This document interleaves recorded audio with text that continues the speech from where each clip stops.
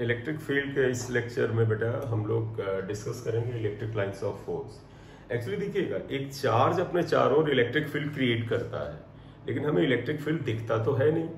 जैसे हवा नहीं दिखती है वैसे इलेक्ट्रिक फील्ड नहीं दिखता, मैग्नेटिक फील्ड नहीं दिखता है। तो फैराडे ने एक तरीका निकाला कि भाई इलेक्ट्रिक चार्ज के आसपास इलेक्ट्रिक फील्ड का जो नेचर होता है, जो वो लाइक चार्ज को रिपेल करता है, तो लाइक चार्ज अगर रिपेल होगा तो किस डायरेक्शन में भागेगा, उसके आधार पर कुछ इमेजिनरी लाइंस या कर्व ड्रॉ किया, जिन्हें इलेक्ट्रिक लाइंस ऑफ फोर्स कहते हैं। इलेक्ट्रिक फील्ड इज, ध्यान रखिएगा, electric field is real, lines of force imaginary है। ये केवल हमें देखना सिखाता है कि भाई हम इलेक्ट्रिक फील्ड का बर्ताव कैसे पेपर पे पढ़ें। तो electric lines of force are imaginary curves or lines tangent on which represents the direction of electric field. तो electric lines of force का है, these are imaginary lines or curves. These are imaginary lines or curves and tangent at any point of electric lines shows direction of electric field. Tangent at any point of the electric lines shows the direction of electric field at that point.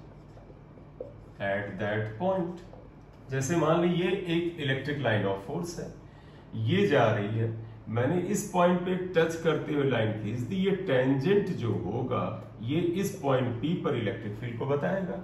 अगर point यहां चला जाए, मान लीजिए point P dash है, मैं कहूं यहां इलेक्ट्रिक फील्ड, तो टेंजेंट ऐसे जाएगा और इसकी इलेक्ट्रिक फील्ड इस डायरेक्शन में आएगी।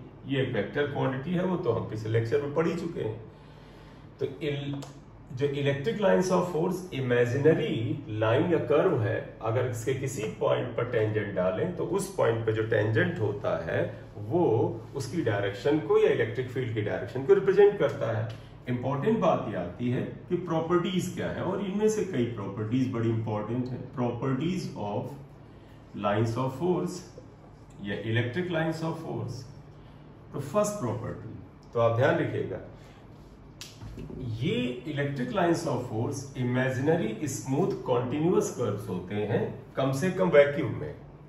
किसी मेटल में जाकर के, कंडक्टर में जाके ब्रेक होते हैं, अदरवाइज नहीं। तो आप क्या लिखो, इन space these are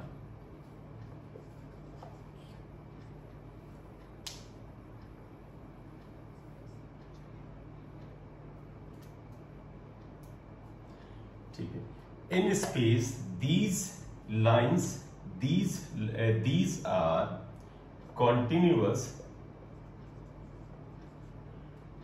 smooth curves। तो स्पेस में कहीं पर, मतलब किसी कंडक्टर या मेटल के अंदर न जाए, तो क्या कहते हैं, in space these are continuous smooth curves, right? They start from positive charge and terminate at negative charge। मतलब आप क्या पाएंगे, ये पॉजिटिव चार्ज है और मान लीजिए नेगेटिव चार्ज है, ये यहां से चलेंगी और यहां पे जाके खत्म होगी। देखो यहां से शुरू होती है, यहां खत्म, ये यहां से शुरू होंगी, यहां खत्म होंगी। They start like this. ये देखो नेगेटिव पे एंटर करेंगे, पॉजिटिव से एग्जिट करती हैं। एक और प्रॉपर्टी जो अगले नंबर पे आएगी, ये जिस सरफेस से निकलती हैं उसके साथ 90 डिग्री पे निकलती हैं, और जहां पे खत्म होती है वहां पे भी 90 डिग्री पे खत्म होती है, राइट? तो पहली चीज तो एक देख लो, they start from positive and terminates at negative. दूसरी चीज इसी में से निकाल लें, देखो बेटा ये क्लोज कर्व्स नहीं, ये प्लस पे जाएगी माइनस पे खत्म, ये वापस आके प्लस में नहीं मिलेंगी, तो these are not close curves. तो नेक्स्ट आ जाएगा electric field lines are not closed curves. ये क्लोज कर्व्स नहीं, यहां लिखना चाहिए तो लिख दें ऑल्दो मैग्नेटिक फील्ड, जब हम लोग पढ़ेंगे बेटा तो magnetic field lines are close curves, वो हम पढ़ेंगे कि वो क्लोज होती हैं बेटा, वो क्लोज्ड कर्व्स, राइट। तो ये क्लोज कर्व नहीं, ये ओपन कर्व्स होते हैं। प्लस से चले माइनस पे खत्म, बस गेम होगा। नेक्स्ट आता है, मैंने जो ये वाला बताया कि जिस बॉडी से निकलती हैं ये, वो हमेशा 90 डिग्री पे निकलेंगे, खत्म होंगी तो वह भी 90 पे खत्म होंगी। दे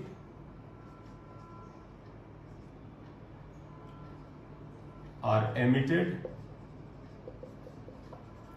नॉर्मली या नॉर्मल फ्रॉम, नॉर्मल मतलब perpendicular, they are emitted, even इसी में जोड़ लेते हैं, दे आर एमिटेड और टर्मिनेटेड नॉर्मल या perpendicular to the surface of the body और कंडक्टर। मतलब ये किसी बॉडी या कंडक्टर के सरफेस से निकलेंगी तो बेटा 90 डिग्री पे निकलेंगी और 90 डिग्री पे खत्म होगी। ये एंगल 90 से अलग नहीं हो सकता, अगर अलग दिखे तो वो गलत है, राइट। ये आ जाएगा। अगला क्या था, इलेक्ट्रिक फील्ड लाइंस के किसी पॉइंट पे टेंजेंट डालने से वो इलेक्ट्रिक फील्ड की डायरेक्शन को रिप्रेजेंट करता है। Tangent at any point of the electric lines of force represents direction of electric field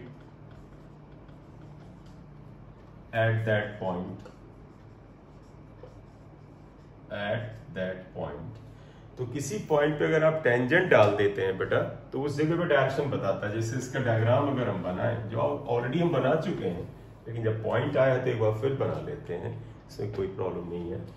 जैसे ये इलेक्ट्रिक लाइन जा रही है, तो इस पॉइंट पी पे अगर आप एक टेंजेंट डालते हैं तो इस पॉइंट पी पर इलेक्ट्रिक फील्ड की डायरेक्शन को रिप्रेजेंट करता है, ठीक है। अगली प्रॉपर्टी जो बड़ी इंपॉर्टेंट है, क्या, दो इलेक्ट्रिक लाइंस ऑफ फोर्स कभी एक दूसरे को इंटरसेक्ट नहीं कर सकती है। Two electric lines of force never intersect each other, वो एक दूसरे को इंटरसेक्ट नहीं कर सकती है। ये कई बार बेटा रीजनिंग में भी पूछा जाता है, खासतौर पर बोर्ड लेवल पे, क्यों नहीं इंटरसेक्ट कर सकती हैं।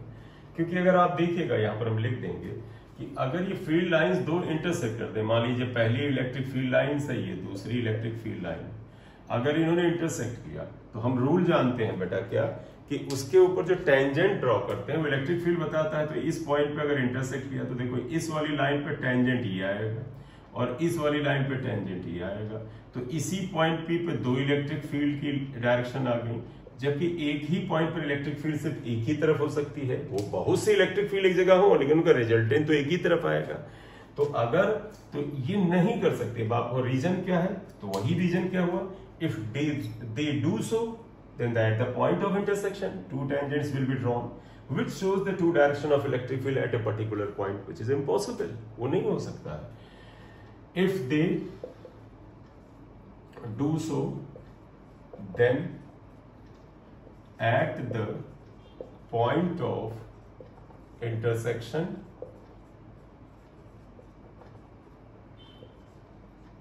two tangents can be drawn which shows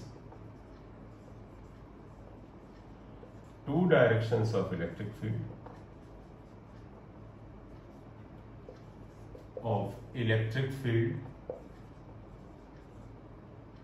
at that point,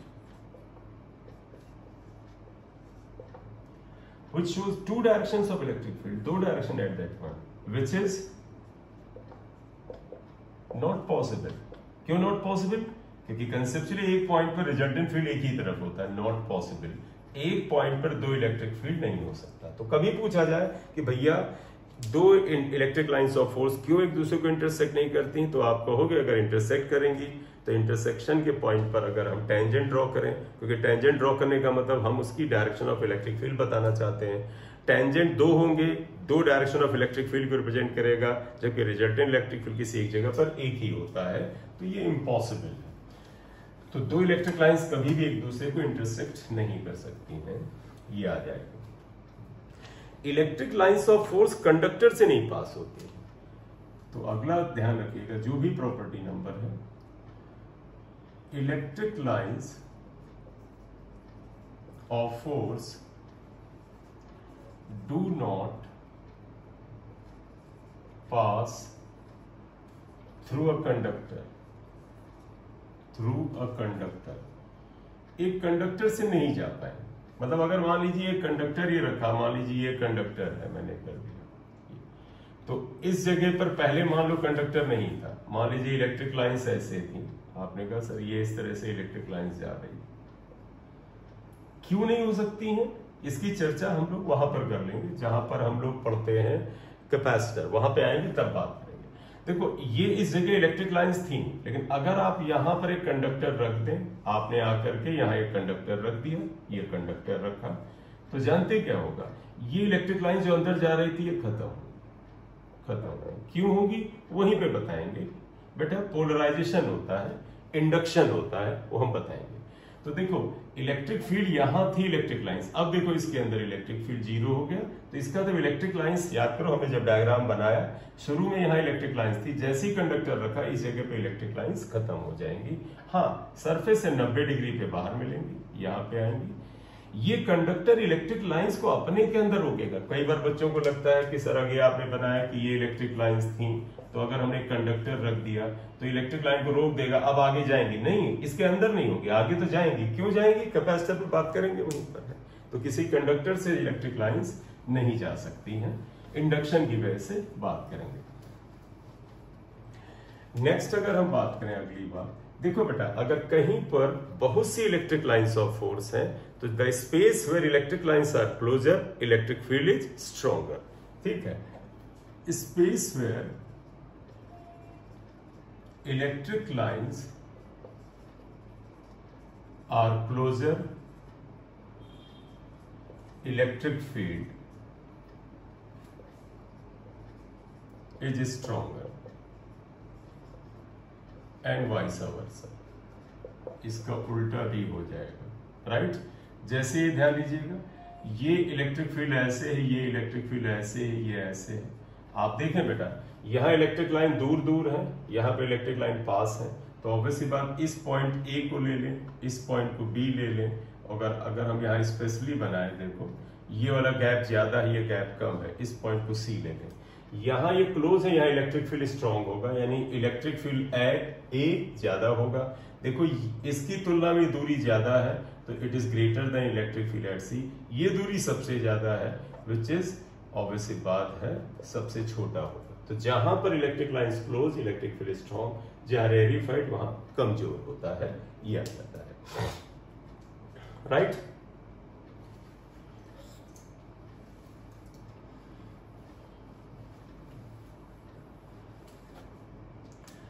next अगर ले देखो electric lines of force, electric lines of force is proportional to the magnitude of conductor, magnitude of the charge। ये charge के magnitude के proportion में होती है। जैसे अगर मैं तुमसे कहूं ये एक चार्ज है Q1, प्लस ही ले लेते हैं, ये माइनस Q2, ये हमने ले लिया, और हमने कहा कि Q1 छोटा है, चलो मैग्नीट्यूड ले लेते हैं, ये हमने प्लस Q ले लिया, और यहां पर हमने मान लीजिए इस चार्ज को -4 क्यू ले लिया। या तो इलेक्ट्रिक लाइंस प्रोपोर्शनल होती जा रही है। चार्ज देखो माइनस तो जरूर है, लेकिन इसका मैग्नीट्यूड देखो तो इससे 4 गुना ज्यादा है। तो अगर मैं इलेक्ट्रिक लाइंस ड्रॉ करूं तो ध्यान दीजिएगा, तो मैं यहां पर इलेक्ट्रिक लाइंस थोड़ी सी जैसे ये आएगा ये, तो अगर मैंने यहाँ 4 इलेक्ट्रिक लाइंस ड्रॉ की तो हमें इसमें यहाँ पर थोड़ा सा ज्यादा इलेक्ट्रिक लाइंस ड्रॉ करनी पड़ेंगी। तो आप देखिए यहाँ क्या आएगा, 2 हो गया। आप यहाँ पर बना सकते हैं कि 3 इलेक्ट्रिक लाइंस आ गई, 4 हो गई, 5 हो गई, 6 हो गई, 7 हो गई, 8 हो गई, और 4 गुना है तो इससे 4 गुना लाइन होनी चाहिए। हमने 1 लिया, 2, तो आप चाहे तो एक कम कर ले, बहुत सारी नहीं ड्रॉ। 3 है तो यहाँ 12 होनी चाहिए। 1 2 3 4 5 6 7 8 9 10 11 एंड 12। या ठीक, क्यों? क्योंकि इसके प्रोपोर्शन में होता है। ये चार्ज अगर 4 गुना तो इसका रेशियो आप ये कह सकते हैं कि अगर आप देखें, अगर मैं इसमें बात कर लूं, चलिए ये हो गया, आप इसे समझ गए। एक सेकंड, इसका दूसरा पार्ट हम यहाँ पर एग्जाम्पल में ले लेते हैं। देखिएगा एग्जाम्पल अगर हम ले लें, एक चार्ज Q1 है और ये चार्ज मान लें -Q2 है। अब अगर मैं तुमसे कहूं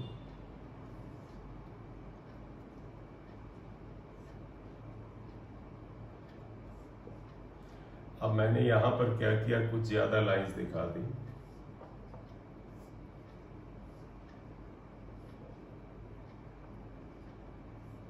ये, और मैं तुमसे कहूं यहां पर Q1 का मॉड यानी magnitude of this upon Q2 का जो मॉड है वो क्या होगा। तो आपको मैंने बताया कि मैग्नीट्यूड ऑफ चार्ज और electric lines of force same proportion में है। तो यहाँ 1 2 3 4 इलेक्ट्रिक लाइंस हैं। तो यहाँ पर देखिएगा 1 2 3 4 5 6 7 8 9 है। तो इनका रेशियो 4:9 आएगा, क्योंकि ये इनका रेशियो आया, राइट।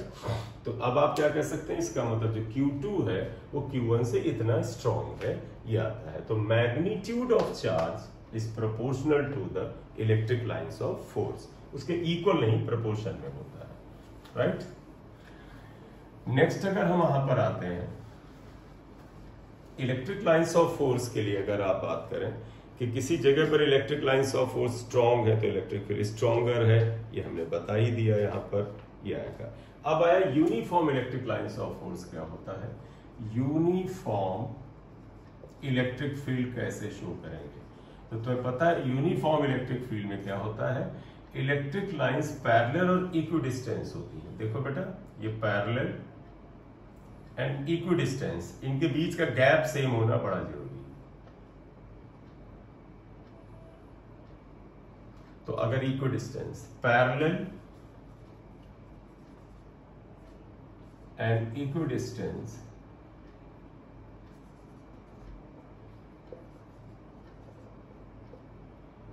इलेक्ट्रिक लाइंस शो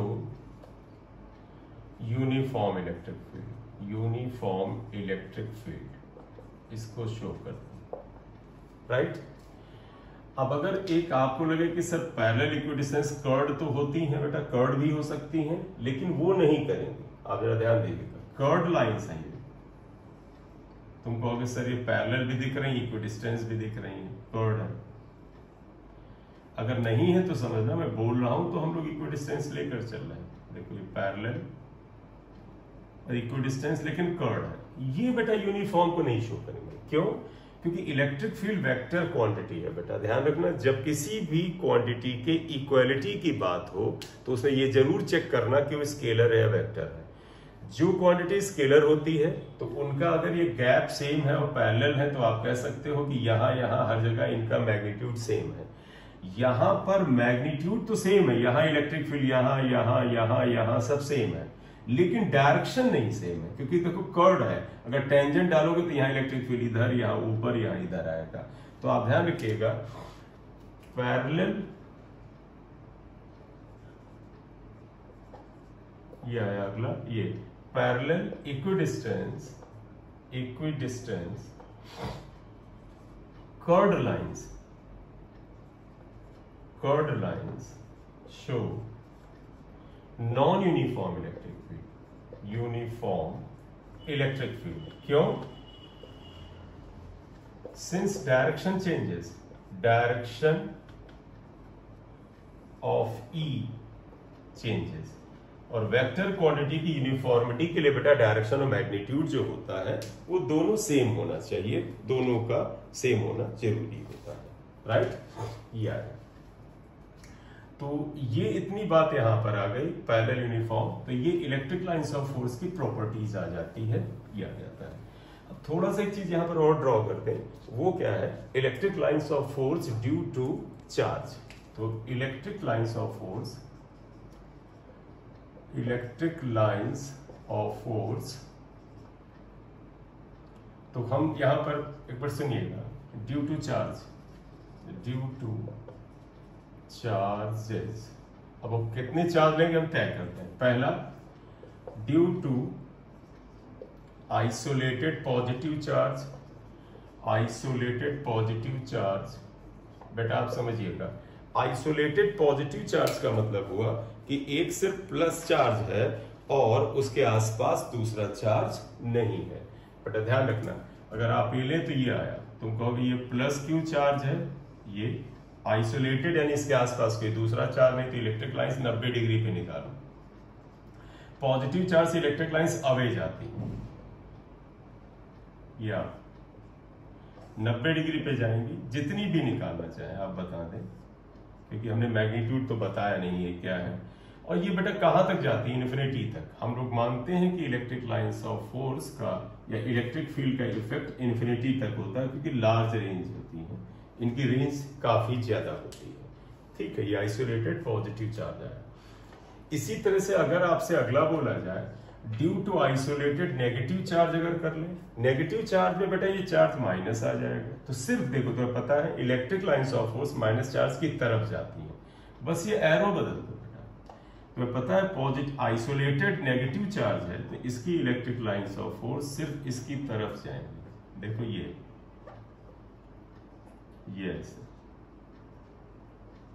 ये माइनस चार्ज का है, 90 डिग्री पे तो जाएंगी, 90 पे आएंगी, 90 पे निकलेंगी। ये आइसोलेटेड नेगेटिव चार्ज आ गया। थर्ड आइएगा, ड्यू टू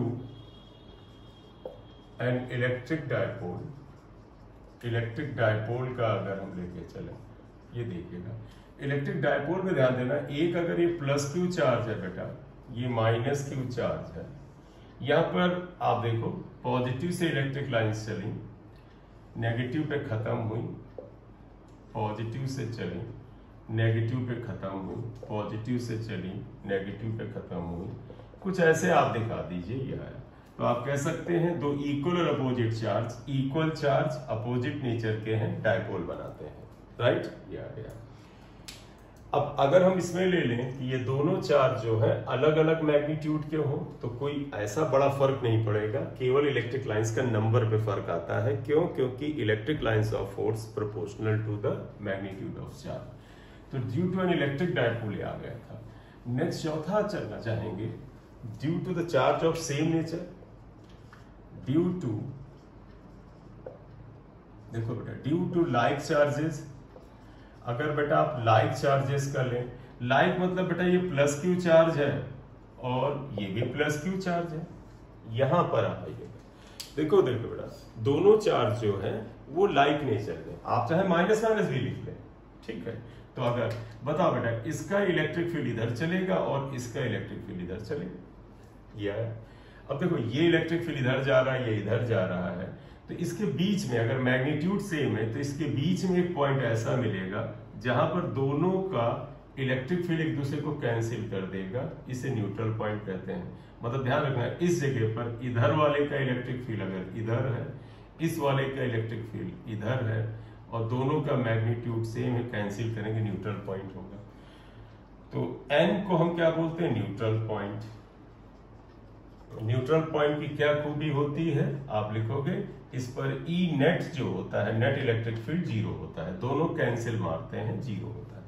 आपको लाइंस ऑफ फोर्स कैसे बनाए, देखो बेटा यहाँ पॉजिटिव चार्ज से इलेक्ट्रिक लाइन 90 डिग्री पे चलेंगी, लेकिन इधर नहीं जाएंगे क्योंकि ये रिपेल करेगा। तो ये बेटा क्या होता है, एक तरह का प्रेशर महसूस करती हैं, भागती हैं दूर।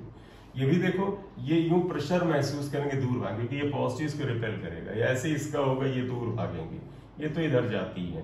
तुम कहोगे ये इधर आएगी, फिर ये इसको प्रेशर देगा, दूर भागेगी, दूर। क्यों, पॉजिटिव पॉजिटिव रिपेल करता है। ये भी रिपेल करेगा, ये भी ऐसे जाएगा, ये ऐसे जाएगा, ये ऐसे जाएगा। लेकिन इन दोनों को ज्वाइन करने वाली लाइन के बिल्कुल मिड पॉइंट पर आपको एक न्यूट्रल पॉइंट मिलता है। न्यूट्रल पॉइंट जब मैग्नीट्यूड सेम होगा तो मिड पॉइंट पे मिलेगा। ये किसका आ गया, ये दो लाइक चार्जेस का आ गया, लाइक चार्जेस का। अगर यहाँ माइनस हो, यहाँ माइनस होता तो केवल ये एरो बदलता बेटा, बस एरो बदलता और कुछ ना बदलता। नेक्स्ट अगर हम एक पांचवा ले लें, पांचवा अगर हम यहां पर ले लेते हैं, वो है, देखो हम इनका मैग्नीट्यूड अलग कर लेते हैं। तो इससे क्या फर्क पड़ेगा, बस इतना फर्क आएगा न्यूट्रल पॉइंट पर। इलेक्ट्रिक लाइंस का तो नंबर पे फर्क आता है कि कौन मैग्नीट्यूड में ज्यादा है। देखो इनको ज्वाइन करने वाली लाइन पर न्यूट्रल पॉइंट मिड में नहीं आएगा, कहीं पर आएगा, और ऑब्वियस सी बात है कि कमजोर वाले चार्ज के पास आएगा। ये R1 आएगा, ये R2 आएगा, R2 डिस्टेंस। ये न्यूट्रल पॉइंट आएगा। क्यों यहाँ न्यूट्रल पॉइंट का मतलब समझना, इसका इलेक्ट्रिक फील्ड इधर और इसका इलेक्ट्रिक फील्ड इधर, क्योंकि पॉजिटिव का अवे होता है। देखो पॉजिटिव का अवे इधर, पॉजिटिव का अवे इधर, दोनों कैंसिल करेंगे। तो यहां पर भी न्यूट्रल पॉइंट मिलेगा, लेकिन मिड में नहीं मिलेगा। तो यहाँ N is again neutral point. Number of electric lines of force कम ज्यादा आप कर सकते हैं, ठीक है, वो तो मैग्नीट्यूड पे डिपेंड करता है। तो देखो एट न्यूट्रल पॉइंट N अगर आपने क्या आएगा, E1 इक्वल टू E2 आएगा। और इलेक्ट्रिक फील्ड क्या है, देखो बेटा ये E1 इसका इलेक्ट्रिक फील्ड है, क्या होता है 1/4 पाई एप्सिलॉन नॉट। तुम्हें याद होगा 1/4 पाई एप्सिलॉन नॉट को हम K से डिनोट कर लेते थे। ये हो जाएगा Q1/R1 square equal to 1/4 pi epsilon naught Q2/R2 square. Cancel होगा। कई बार ये पूछा जाता है कि न्यूट्रल पॉइंट कहाँ मिलेगा। न्यूट्रल पॉइंट कोई नई बात नहीं है, आप जानते हैं जहां पर इलेक्ट्रिक फील्ड जीरो होता है। तो यहां पे लाएं तो आप देखिए क्या आएगा, Q1/Q2 is equal to R1/R2 का होल स्क्वायर। अगर Q1 बड़ा तो R1 बड़ा, तो अगर ये Q1 बड़ा होगा तो R1 बड़ा। हमेशा नल पॉइंट या न्यूट्रल पॉइंट जो होता है स्ट्रॉन्ग वाले से थोड़ा दूर पाया जाता है, जो कमजोर है उसके नजदीक पाया जाता है। ये न्यूट्रल पॉइंट्स आई।